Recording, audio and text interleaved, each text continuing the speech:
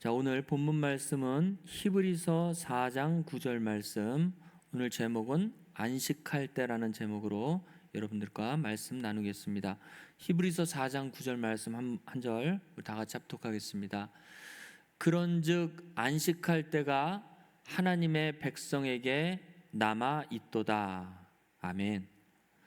요즘 수요예배를 통하여서 때와 시기에 대해서 계속 말씀을 증거하고 있는 가운데 오늘은 안식할 때라는 하나님의 때에 대한 부분을 같이 말씀을 나누겠습니다. 지난주에도 말씀을 드렸듯이 하나님의 시간, 하나님의 때가 적용이 되어지면 하나님의 언약이 성취가 되어집니다. 그 언약은 여러 가지가 있지만 구약 때부터 요한계시록 때까지 나와 있는 말씀은 하나님의 언약과 계명이 성취가 되어지면 나는 저의 하나님이 되고 그는 내 아들, 내 백성이 되리라 하는 성경의 말씀을 한 구절로 요약할 수 있는 예언의 말씀, 그리고 구원의 맹세입니다. 그래서 하나님의 언약과 맹세는 바로 나는 저의 하나님이 되고 그는 내 아들, 내 백성이 되리라 라는 말씀이라고 그랬죠. 그런데 이러한 때는 언제냐라고 얘기했을 때는 사람의 시간으로 보면 과거도 현재도 미래도 하나님께서는 당신의 때라고 말씀하셨던 것을 우리가 볼 수 있습니다. 그래서 지난주에 살펴본 신명기 29장 13절부터 15절을 한번 다시 보겠습니다. 신명기 29장 13절부터 15절에 보면 여호와께서 이왕에 내게 말씀하신 대로 또 내 열조 아브라함과 이삭과 야곱에게 맹세하신 대로 오늘날 너를 세워 자기 백성을 삼으시고 자기는 친히 내 하나님이 되시려 함이니라. 그냥 두세요. 자, 이 말씀은 이 신명기서를 기록한 요 시점에서 볼 때에 500여 년 전에, 신명기는 출애굽한 이스라엘 백성들이 광야 40년을 통과해서 모압 땅에서 모세가 고별 설교, 이스라엘 백성들에게 마지막 설교했던 내용이라고 얘기했죠. 그 시점을 기준으로 약 500여 년 전에 하셨던 말씀이에요. 지금 아까 그 내용은요 13절의 배경은 그렇단 말이에요. 다시 한번 보면요, 내 열조 아브라함과 이삭과 야곱에게 맹세하신 대로 언제 맹세했어요? 신명기서를 썼던 기준으로 보면 약 500여 년 전에 맹세하셨던 그때가 언제냐?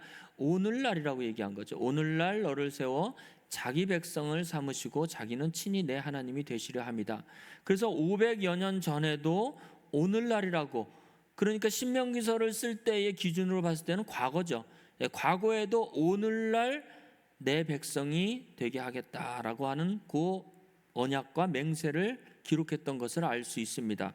그 뒤에 절 14절에 보면 내가 이 언약과 맹세를, 이 언약과 맹세는 뭐라고 그랬어요?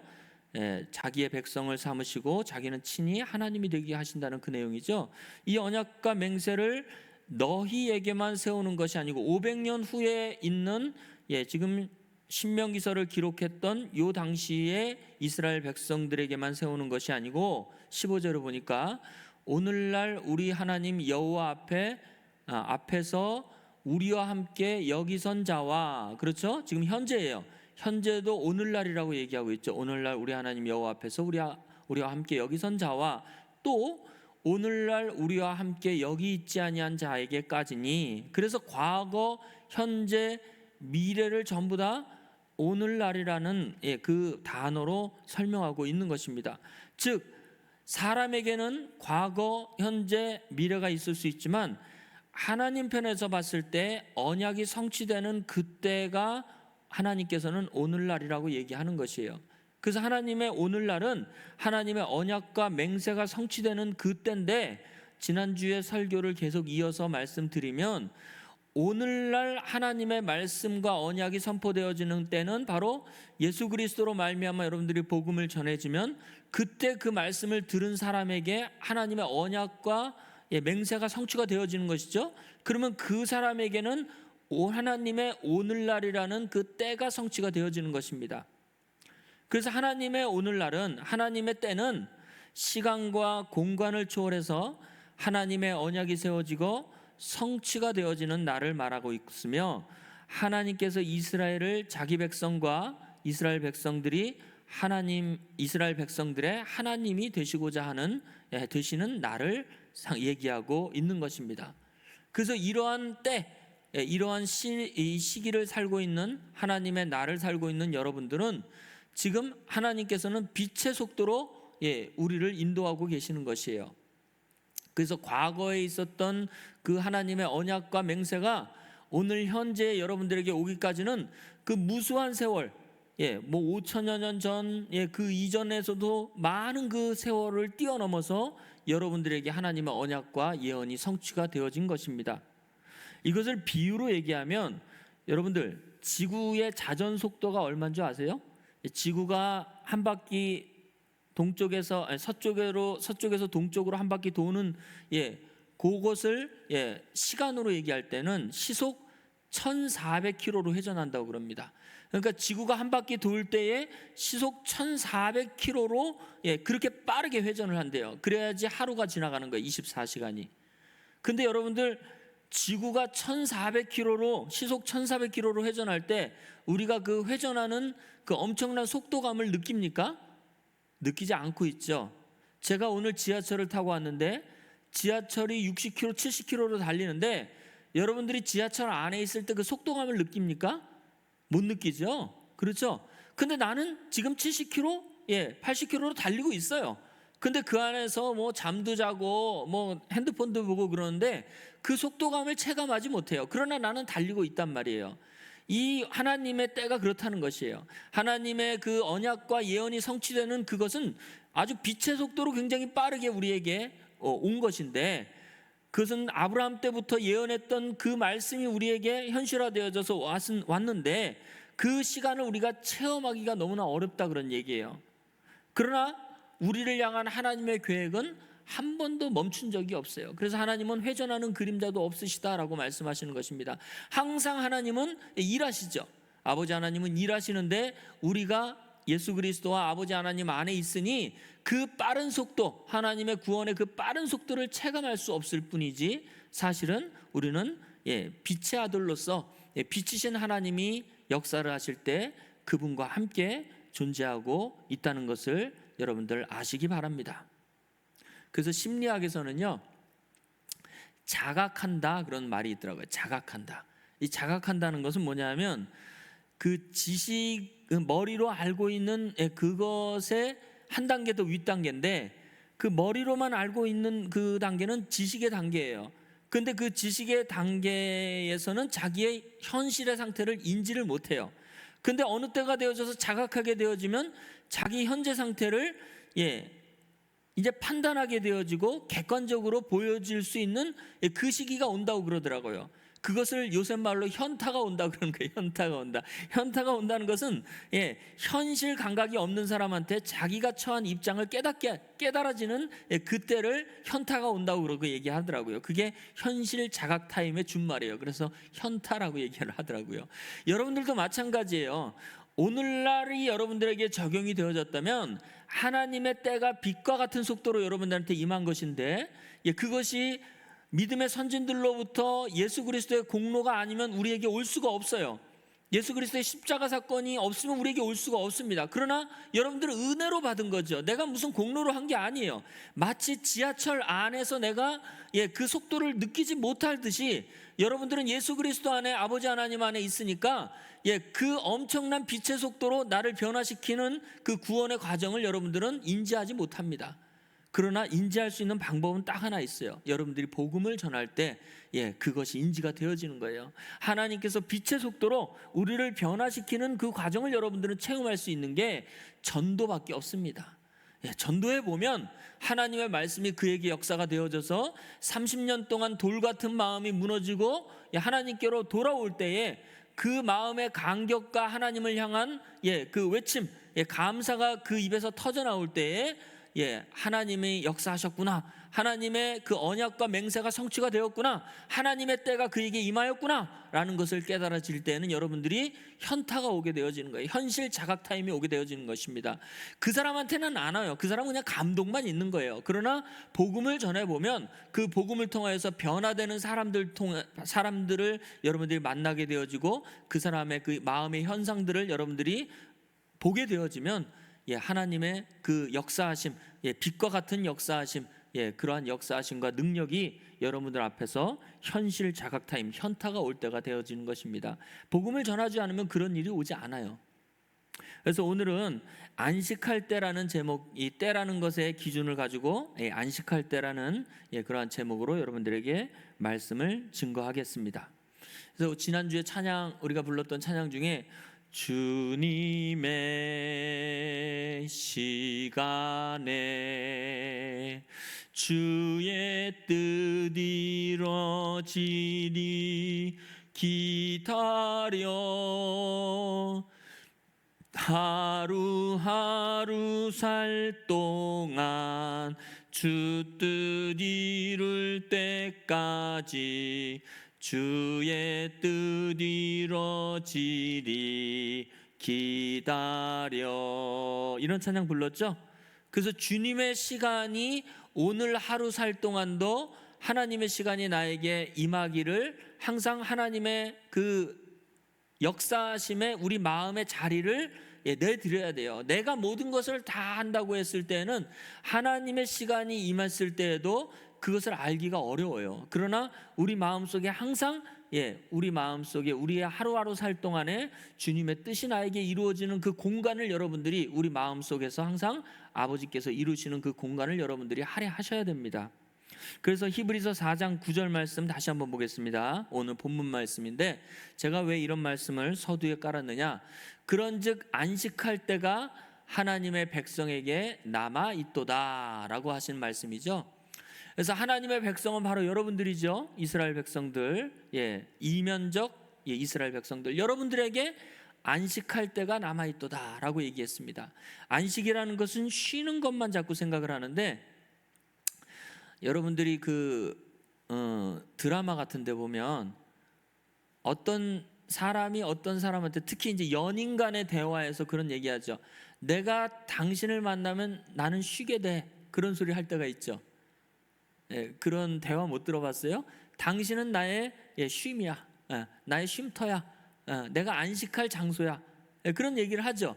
당신만 보면 나는 편안해져, 그런 얘기를 하죠. 하나님 나라도 마찬가지예요. 안식한다는 게 그냥 놀고 먹고 쉰다는 그런 얘기를 하는 게 아니고, 하나님의 백성에게 안식할 때가 있도다라는 것은 하나님의 백성이 어디 안에 들어가서, 정확히 얘기하면 어떤 집 안에 들어가서 거기에서 거주하는 것이 바로 안식하는 것입니다. 그래서 세상 사람들도 여행 갔다가 집에 들어가면 두 다리 쫙 뻗고 편안하다 그러죠. 꼭 잠자고 일을 안 할 때만 그런 게 아니고, 내 마음이 쉬게 되어지면 그것은 내가 노동을 한다 할지라도 그것은 쉬는 거죠. 그래서 그런 내용들을 우리가 조금 오늘은 말씀을 통해서 더 살펴보겠습니다. 사도행전 7장 47절 말씀부터 50절 말씀, 이것은 스데반이라는 집사가 히브리인들한테 돌로 쳐맞을 때의 지금 광경이에요. 자, 히브리서 7장 47절부터 50절 말씀 보겠습니다. 솔로몬이 여호와 하나님 그를 위하여 집을 지었느니라. 그러나 지극히 높으신 이는 손으로 지은 곳에 계시지 아니하시나니, 선지자의 말한 바 주께서 가라사대 하늘은 나의 보좌요 땅은 나의 발등상이니 너희가 나를 위하여 무슨 집을 짓겠으며 나의 안식할 처소가 어디뇨? 이 모든 것이 내 손으로 지은 것이 아니냐 함과 같으니라. 아멘. 49절 한번 올려볼게요. 자, 솔로몬이 다윗의 뒤를 이어서 왕이 되고 나서 다윗이 솔로몬을 위해서 백향목과 여러 가지 성전을 지을 재료들을 완비하고 다윗은 죽죠.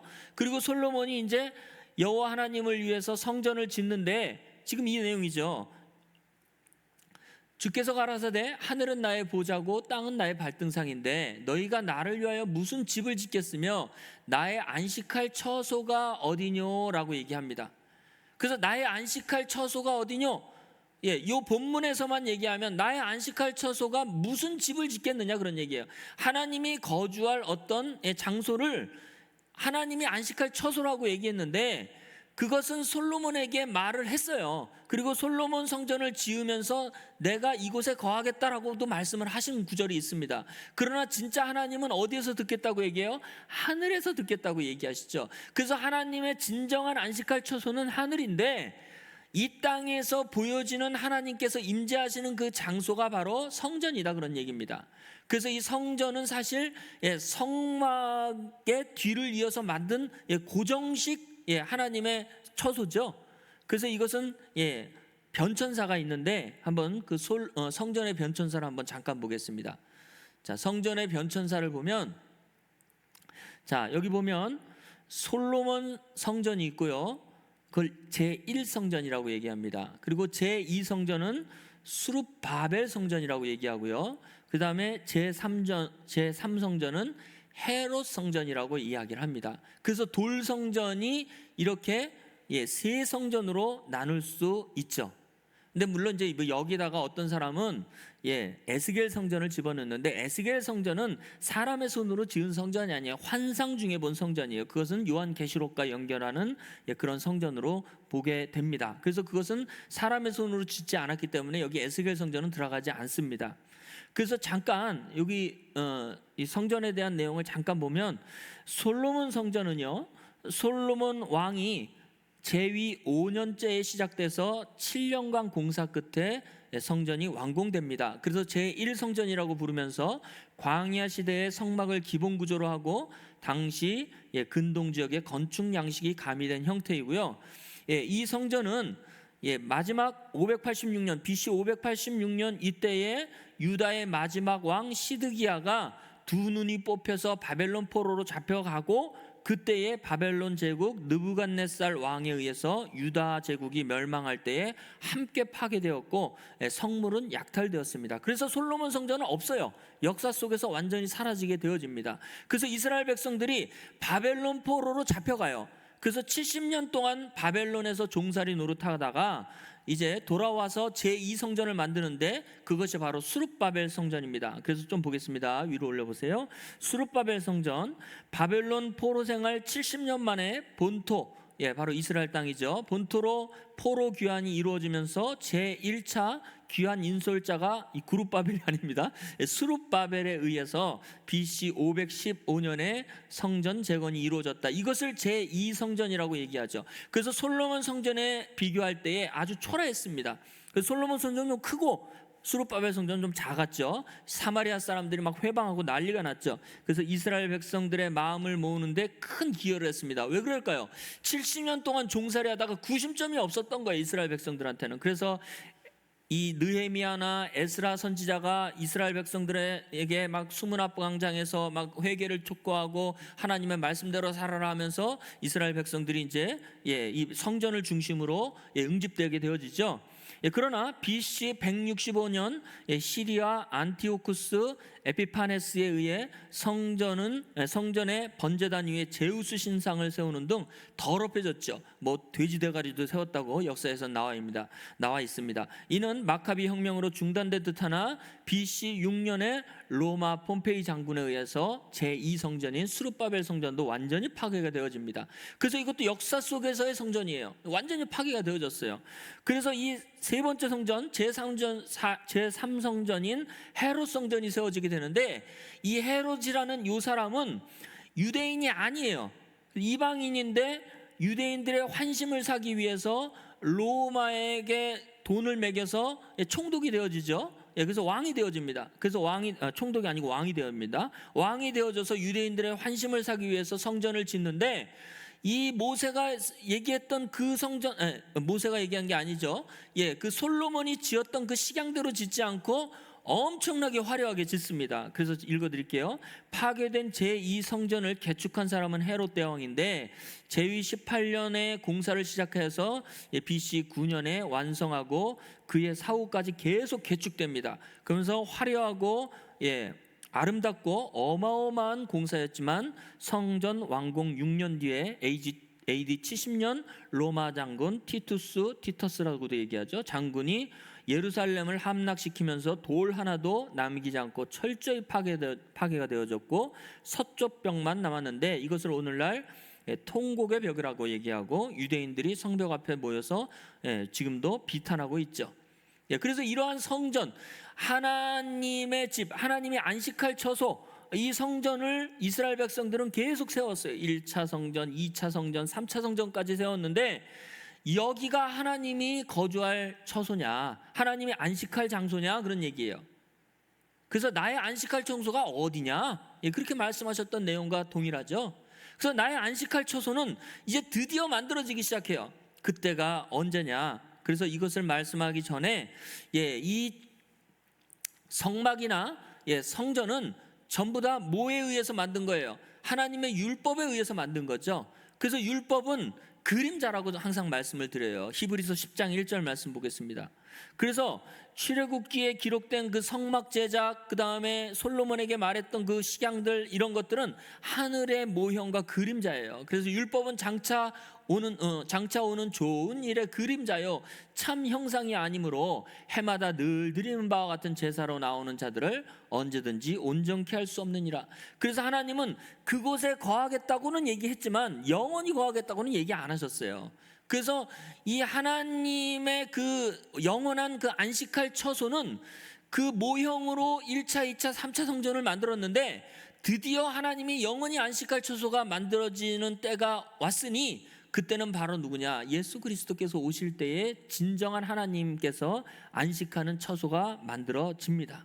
그래서 요한복음 2장 19절부터 22절 말씀 보겠습니다. 예수께서 대답하여 가라사대 너희가 이 헤롯 성전을 헐어버려라. 이게 3차 헤롯 성전을 보고 얘기하는 거예요. 내가 사흘 동안에 일으키리라. 유대인들이 가로되 이 성전은 46년 동안에 지었거늘 내가 3일 동안에 일으키겠느냐 하더라. 그러나 예수는 성전된 자기 육체를 가리켜 말씀하시는 것인데 이 육체된 성전은 죽은 자들 속에서 살아나신 후에야 제자들이 이 말씀하신 것을 기억하고 성경과 및 예수의 하신 말씀을 믿었더라. 그렇죠? 예수님께서 십자가에서 죽고 살아난 후에야 제자들이 비로소 깨달은 거예요. 예수님의 육체가 성전이었구나. 그래서 하나님은 어디에 계신다? 예수 그리스도 안에 계신다라는 것을 깨닫게 되어진 것이에요. 그래서 예수님이 세례 요한한테 세례를 받을 때에 마태복음 3장 16절 17절 한번 보겠습니다. 마태복음 3장 16절 17절에 보면 예수께서 세례를 받으시고 곧 물에서 올라오실새 하늘이 열리고 하나님의 성령이 비둘기같이 내려 자기 위에 임하심을 보시더니 하늘로서 소리가 있어 말씀하시되 이는 내 사랑하는 아들이요 내 기뻐하는 자라 하시니라 라고 얘기하고 계시죠.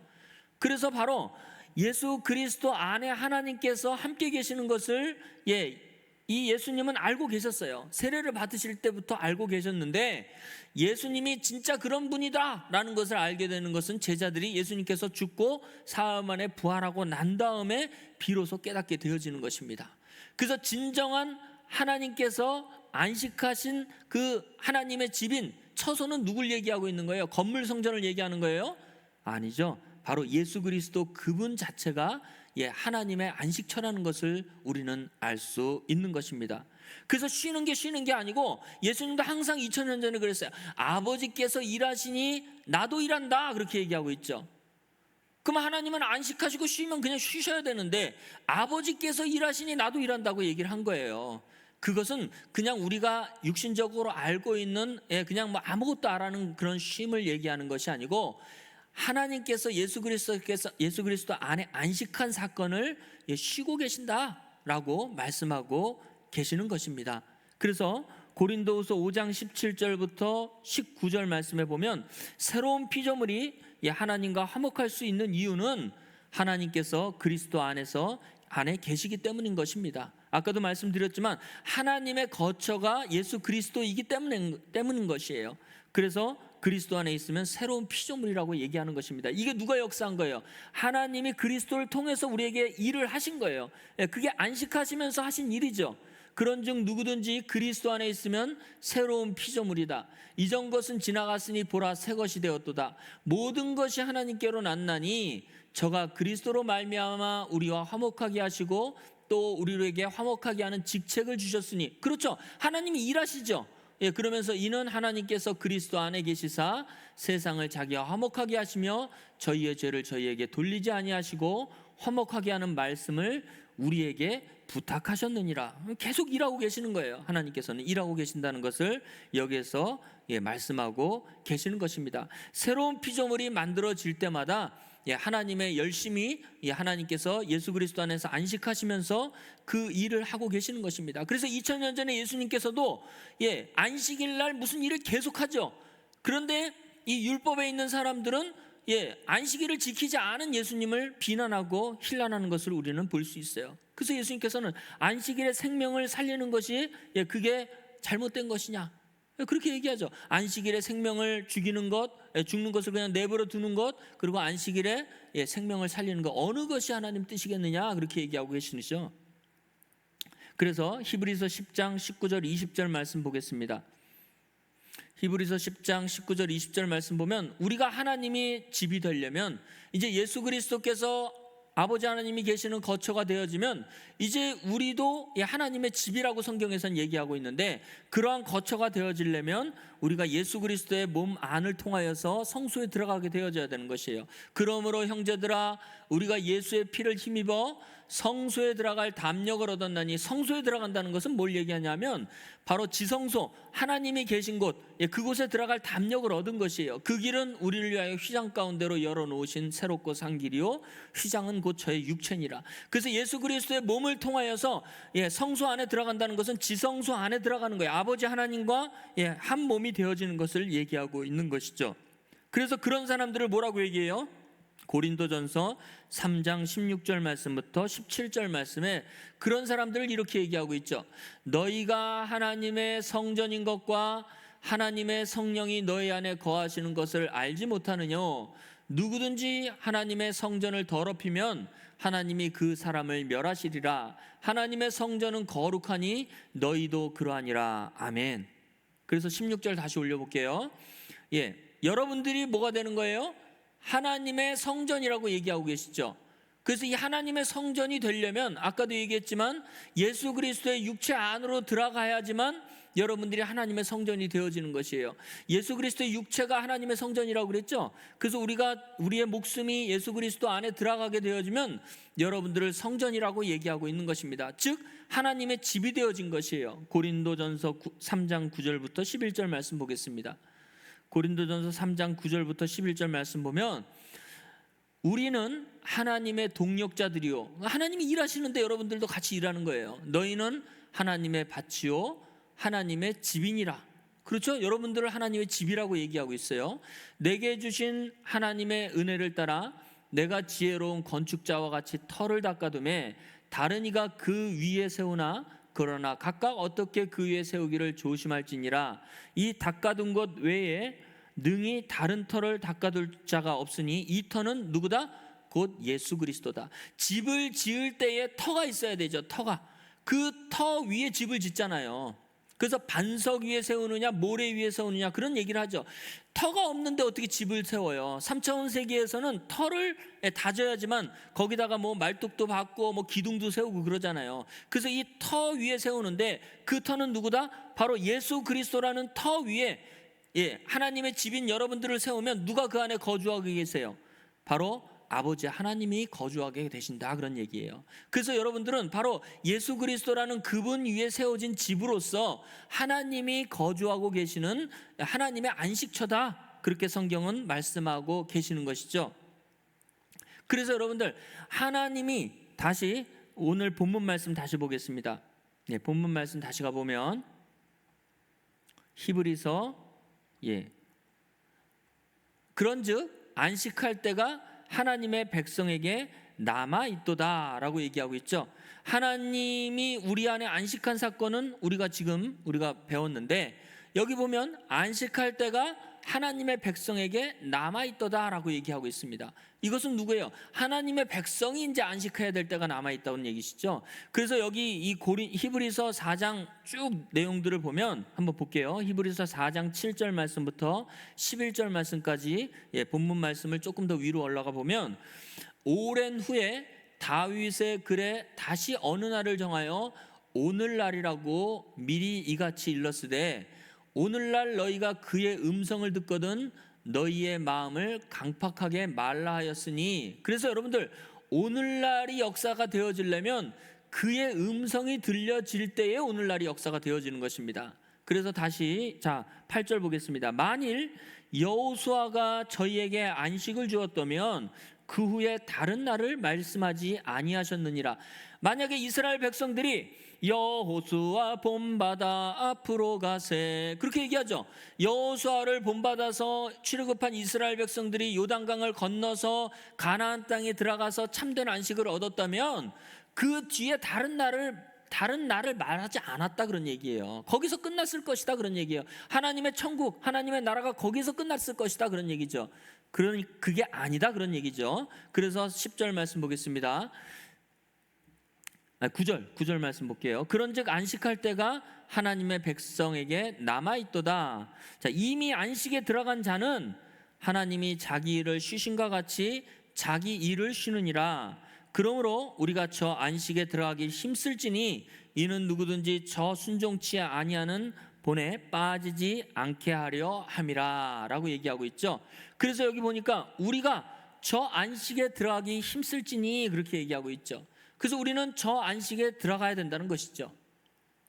그래서 여러분들, 그 독일의 복음주의 신학자 마이어라는 사람이 그 주석에 보면 요 본문 히브리서 4장 7절부터 11절을 어떻게 해석을 했냐면, 이 사람은 그리스도는 우리들 모두에 대해서 안식을 제공하는 것이다. 이것은 내세에 있어서뿐 아니라 이 세상에 있어서도 그러하다. 그렇게 얘기했어요. 무슨 얘기냐면, 여기 본문에서의 이 내용의 전체적인 사실 큰 주제는 우리가 영원한 하나님 나라에 들어가서, 장소적인 영원한 하나님 들어가서의 안식을 얘기하고 있는 것이에요. 사실은 우리가 영원한 천국, 우리가 말하는 우리의 영혼이 돌아갈, 우리의 영화로운 그 몸이 만들어지는 그 천국에 들어가는 안식을 얘기하고 있는 것인데, 이 마이어라는 독일 신학자는 그것도 맞지만 내세뿐만 아니고 이 세상에 있어서도 예수 그리스도를 통하여서 제공되는 안식에 대해서 설명한 것이다 라고 신학자는 또 이렇게 얘기하고 있습니다. 그래서 다시 보면 히브리서 4장 7절 말씀 다시 보겠습니다. 히브리서 4장 7절을 보면, 오랜 후에 다윗의 글에, 히브리서 4장 7절, 오랜 후에 다윗의 글에 다시 어느 날을 정하여 오늘날이라고 미리 이같이 일렀으되 오늘날 너희가 그의 음성을 듣거든 너희 마음을 강팍히 하지 말라. 왜 오늘날에 어떤 일이 일어나요? 안식하는 일이 일어나기 때문에 그러는 거예요. 그러면 여기 오늘날 그의 음성을 듣거든, 그의 음성을 들을 때에 안식하는 사건이 이루어지게 되는 것이죠. 그래서 요한계시록 3장 20절 말씀 보면 우리가 주님과 함께 안식하는 내용이 거기 나오는데 한번 보겠습니다. 볼지어다 내가 문 밖에 서서 두드리노니 누구든지 내 음성을 듣고 문을 열면 내가 그에게로 들어가 그로 더불어 먹고 그는 나로 더불어 먹으리라 라고 얘기하고 있죠. 그래서 이것은 마음 문을 여는 거예요. 마음 문을 열면 예수 그리스도의 영이 우리 안에 들어와서 함께 먹고 마시는 사건, 즉 안식하는 사건이 이루어지게 되어지는 것입니다.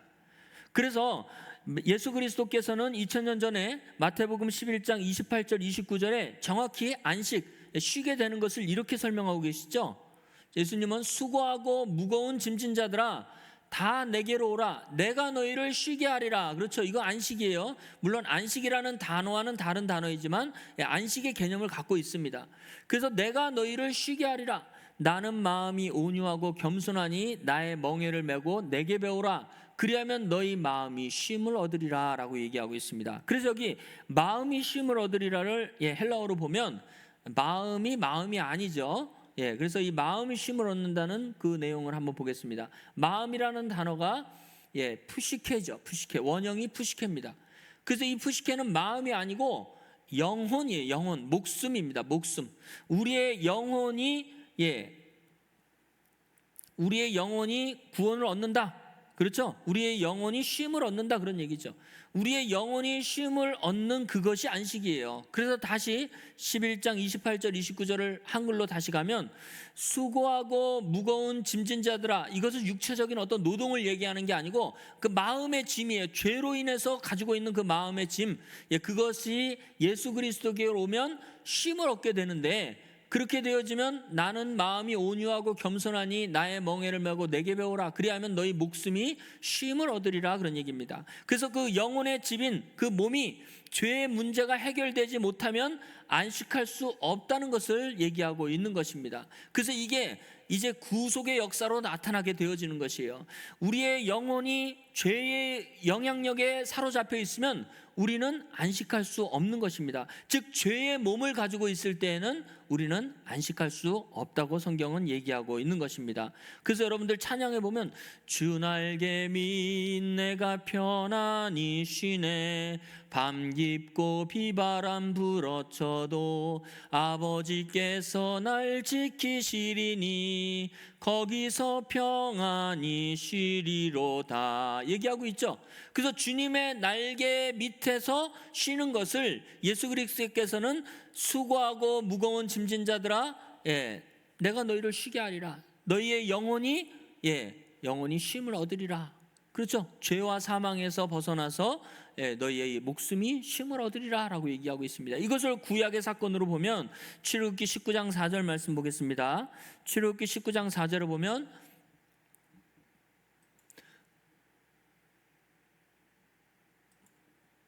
나의 애굽 사람에게 어떻게 행하였음과 내가 어떻게 독수리 날개로 너희를 업어 내게로 인도하였음을 너희가 보았느니라 라고 얘기하고 있죠.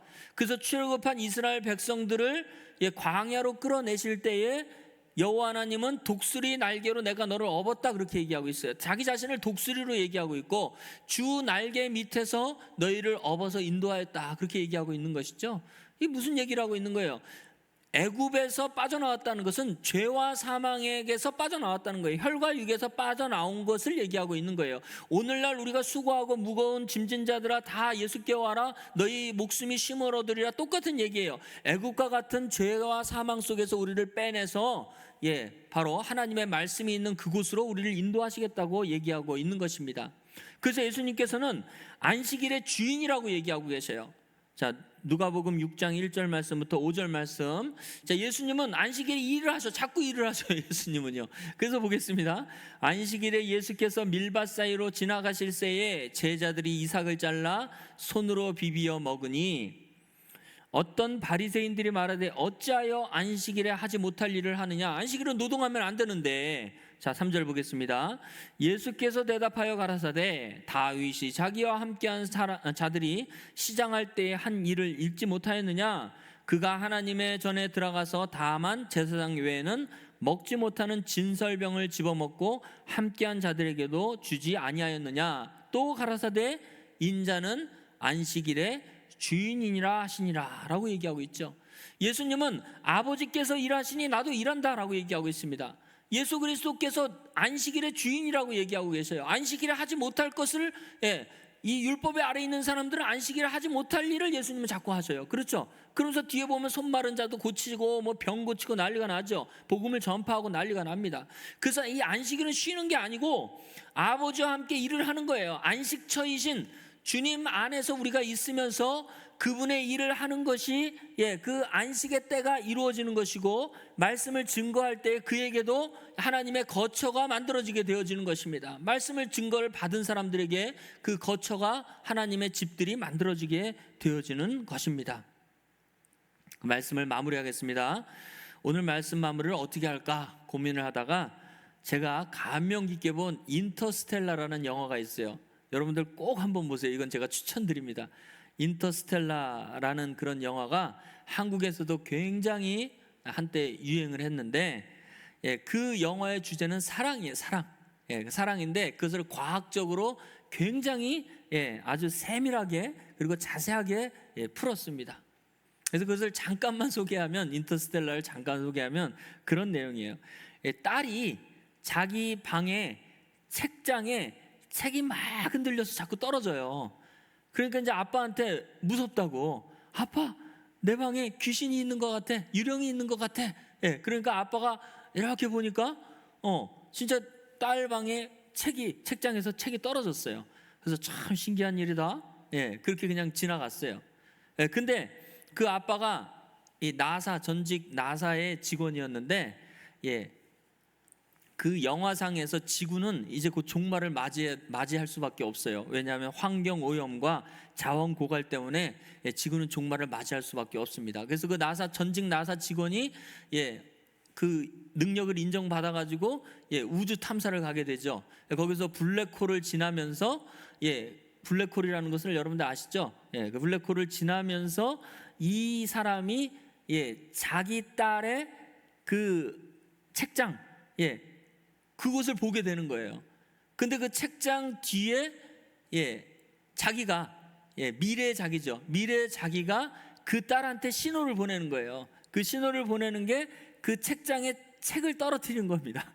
그래서 미래의 자기가 그 책장에 책을 떨어뜨림으로 그 딸한테 어떤 신호를 보내주는데, 그 신호가 먼지에 이렇게 기록이 되어져 있습니다. 그래서 그 딸이 나중에 그것을 간파하고, 그 신호를 간파하고 나중에 인류를 위해서 큰 공헌을 세우죠. 이 아빠는 과거에 자기가 이미 미래에 가가지고 자기 딸한테 신호를 보낸 거예요. 지구를 구해달라고 이렇게 신호를 보낸 것입니다. 그래서 이게 뭐냐? 이 신기하죠.